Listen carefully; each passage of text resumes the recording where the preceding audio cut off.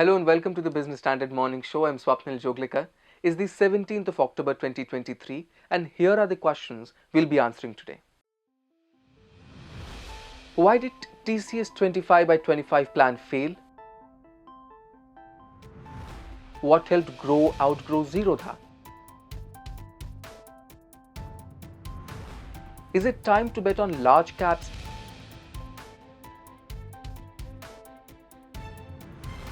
And what is the Iron Dome?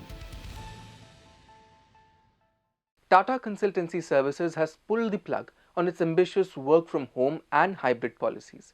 All its employees have been told to work from the office.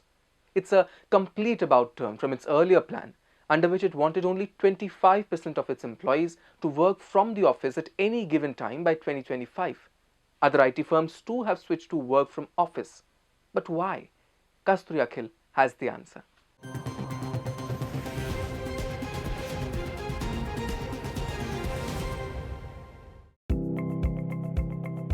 Is the impending end to work from home arrangement near? Well, a look at offices may dispel all your doubts. In an irony of sorts, video conferencing company Zoom, which shot to fame due to work from home setup during pandemic, recently pulled the plug on this virtual arrangement and told its employees to return to the office. Tech giant Amazon too thinks that in-person work would strengthen the company's culture. Apple recently threatened action against those who don't work from office at least 3 days a week. Back home in India, which is the world's favorite back office, IT companies too are following the global trend. Country's largest private sector employer, Tata Consultancy Services or TCS, recently told its employees to return to office. For it, work from home or hybrid arrangement is a thing of the past now. At the onset of the pandemic, TCS had announced a 25 by 25 strategy, which implied that by the year 2025, only 25% of its workforce would be required to work from office.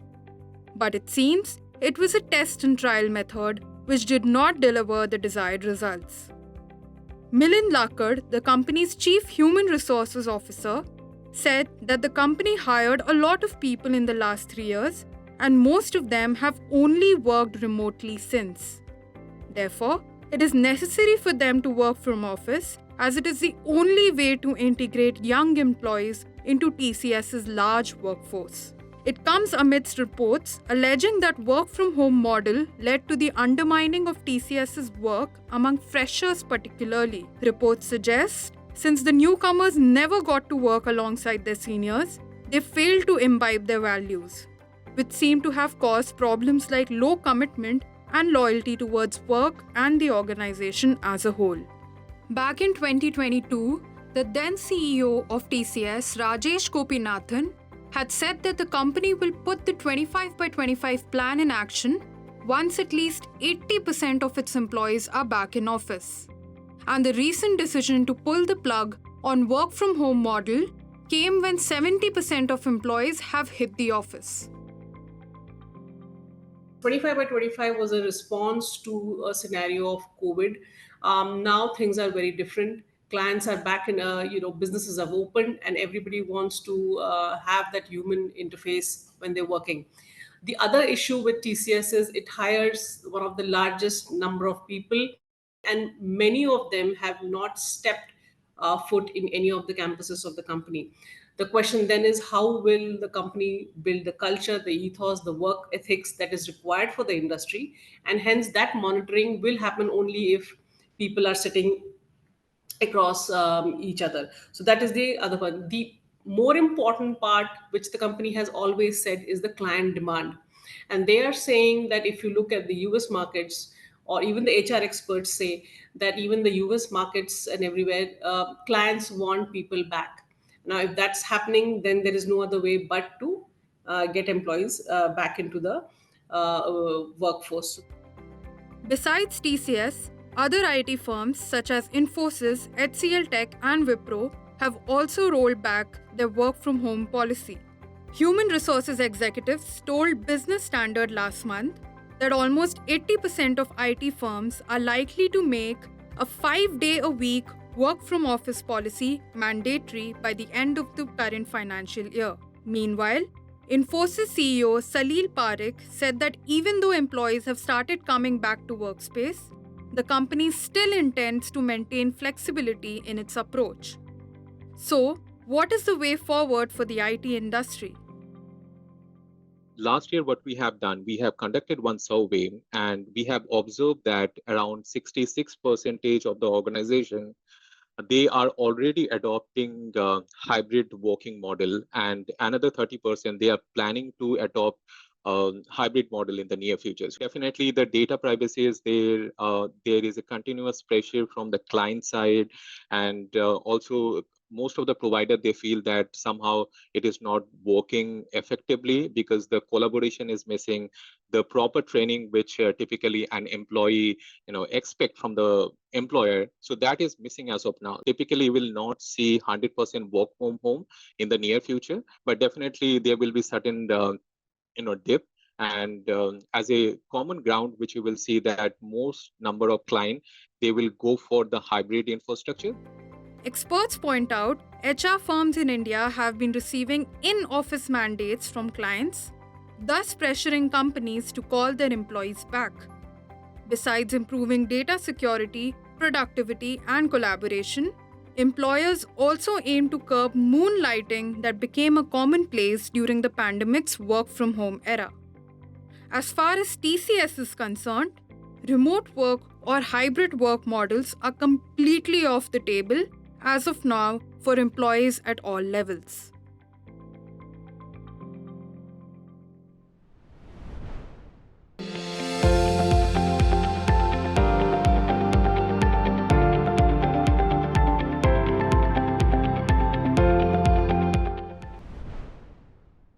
And it is not just the IT sector. India's brokerage industry too is seeing a churn.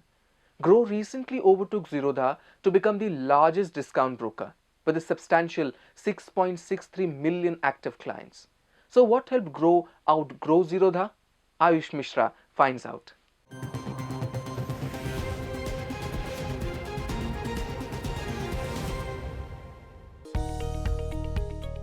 Discount stockbroker Groww has surpassed market leader Zerodha in terms of active users, making it the largest in its category in India.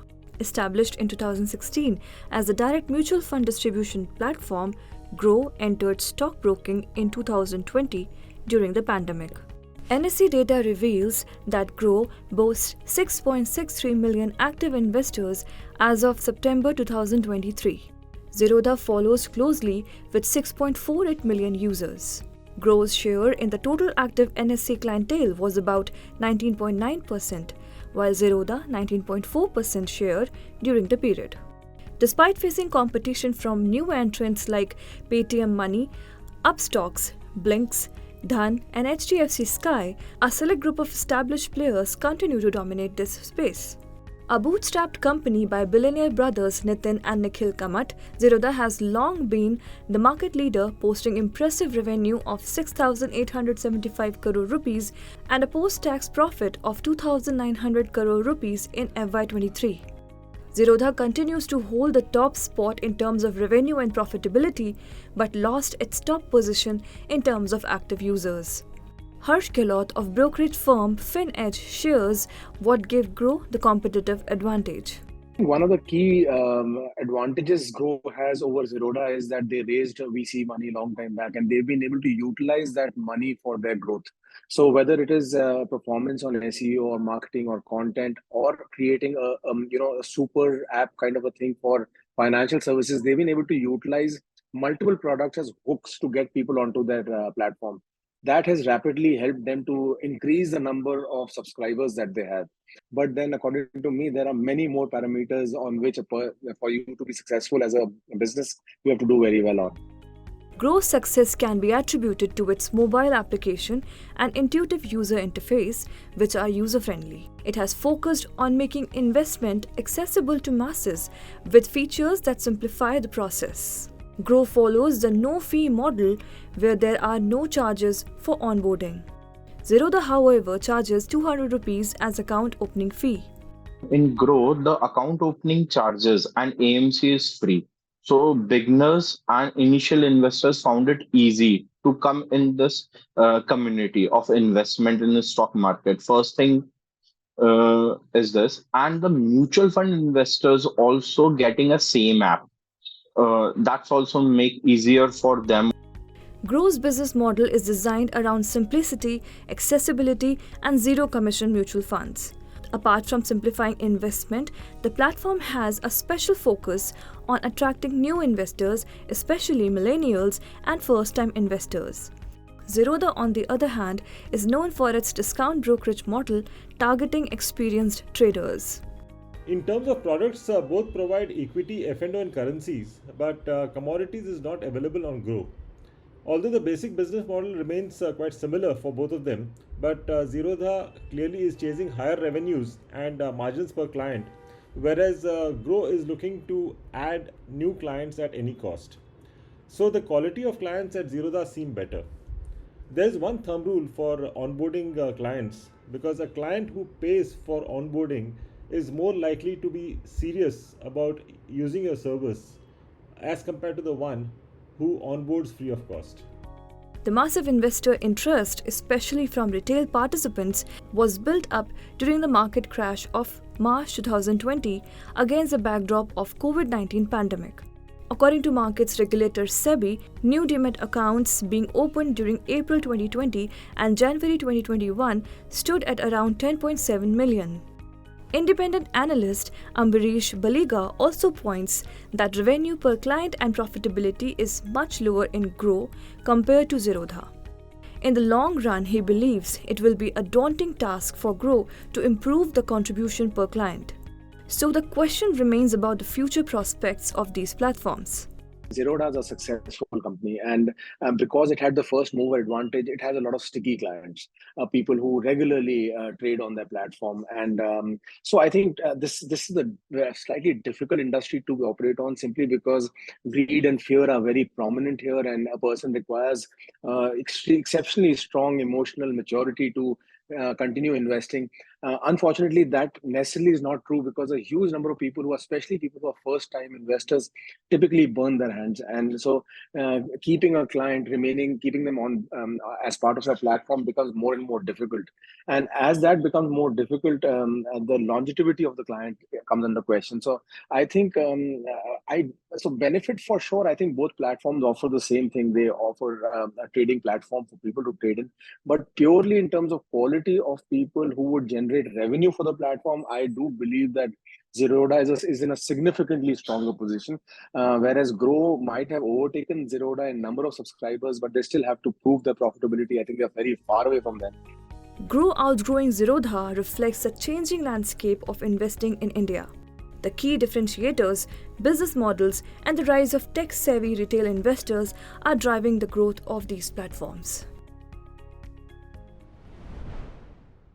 Continuing with the markets theme, a fresh geopolitical crisis in West Asia has stoked inflation fears, especially for oil importing countries like India, and the fear is visible on Dalal Street.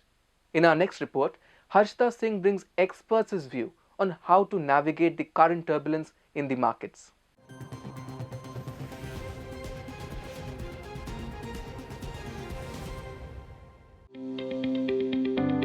Indian equities have been on a shaky ground for the last 1 month. The Israel-Palestine war has further deteriorated the outlook, which was already weakened by rising crude and US bond yields. Oil prices are back above the $90 a barrel mark, up 7% in the last week, while US bond yields are hovering at 16-year highs of 4.8%. Concerns that the conflict could widen and destabilize the Middle East are also stoking fears of a market correction. The ideal strategy to navigate the current market is to stick with large caps over the mid cap and small cap segments, which have seen a meteoric rise this year, analysts say. Certainly, yes. As a research analyst, I would give a equity strategy of parking minimum 50% Sensex and Nifty stock, or at least to top 100 or at least to top 200 stocks, preferably top 100 stocks, 50%, and then my equity research strategy would be minimum 5 to 10% cash, 5% in gold ETF. This should be the strategy because oil price is already up 26% from the bottom. Now, yesterday there are reports that fertilizer prices are shooting up in whole of Africa and some Asian countries. That is also a big risk factor for India. And then you have the state election, then forthcoming general election, and the valuations are highly, in a bubble zone in many small and mid-cap segments. At the bourses, the Sensex benchmark, which constitutes large caps, is down 2.3% since mid-September, when global markets began to price in higher for longer interest rates. In comparison, the BSE mid-cap index is down 0.6%, while the small cap pocket is up 1%, respectively. Analysts at HSBC expect a market correction, if any, to be sharp and short-lived. India's strong outperformance has met some resistance from rising crude, firming US bond yields, and inflation risk. Mid-cap rally also warrants some caution and leaves large caps relatively more appealing and candidates for re-rating, said Harold von der Linde of HSBC in a recent note. Additionally, a potential correction may not see the large caps experience a significant fall, given their limited participation in the market rally, notes Chokalingam of Economics Research. The likely support of domestic institutional investors also provides a cushion to Sensex and Nifty stocks, he says. Evidently, in September, large cap equity funds saw 68% lower outflows from August, while higher redemption led to a 37% and 20% decline in inflows of small cap and mid-cap funds, respectively. Thus, investors may keep their current portfolio allocation tilted more towards the relatively safe large-cap segment. Today, on October 17, Dalal Street action will be guided by the Q2 earnings season and global market sentiment. He's making plans for an early retirement. Business Standard. Coming on the heels of Russia-Ukraine war, this fresh armed conflict is indeed keeping investors on toes. Moving on, for over a decade, Israel's Iron Dome made rockets fired by Hamas look like mere fireworks, which lit up the country's sky only to fade away. But this time, some of them managed to evade the Iron Dome's net and landed into Israeli territory. In today's explainer, Raghav Agarwal tells more about this air defense system. Let's listen in.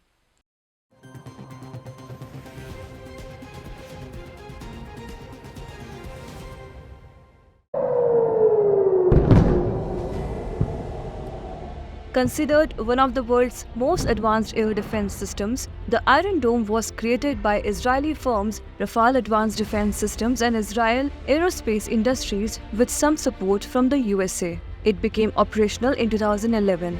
The Iron Dome uses radar to identify and destroy incoming threats, especially rockets, before they can cause damage. Israel came up with the idea of developing this system after its towns were hit by rockets during a war with Hezbollah in 2006. Iron Dome's radar detects an incoming rocket from 4 to 70 kilometers away and predicts its trajectory and point of impact. A control center processes that information and connects to a launcher, which then shoots a missile to destroy the rocket. The Iron Dome system is designed to respond only to projectiles that pose threats, particularly to population centers. Its batteries are mobile, and each of it has 3 to 4 launchers, which can cover an area of 155 square kilometers. The system works effectively in all kinds of weather. Each truck-towed unit fires radar-guided missiles to blow up short-range threats like rockets, mortars, and drones in midair. According to its maker, the Iron Dome has over 90% success rate in intercepting rockets. It effectively intercepts unsophisticated weapons like rockets, but it cannot intercept ballistic missiles and precision-guided weapons. For these, Israel is developing separate defense systems like Arrow and David's Sling. Since its introduction in 2011, Hamas has been trying to find a way to beat the Iron Dome. Under Operation Al-Aqsa Flood, Hamas fired 5,000 rockets within just 20 minutes in a bid to overwhelm the system. This made it difficult for the Iron Dome to intercept all targets. Moreover, Hamas is able to fire such a large number of rockets because their cost is considerably lower than the Tamir missiles used to intercept them.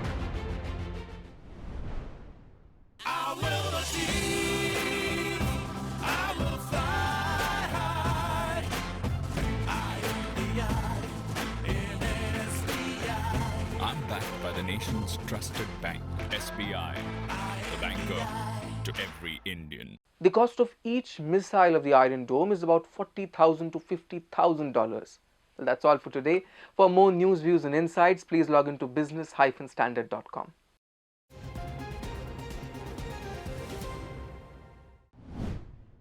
If you like this video, share it and subscribe to Business Standard. For more news, views and insights, log on to www.business-standard.com. Do also follow us on YouTube, Twitter, Facebook, Instagram, Telegram and LinkedIn.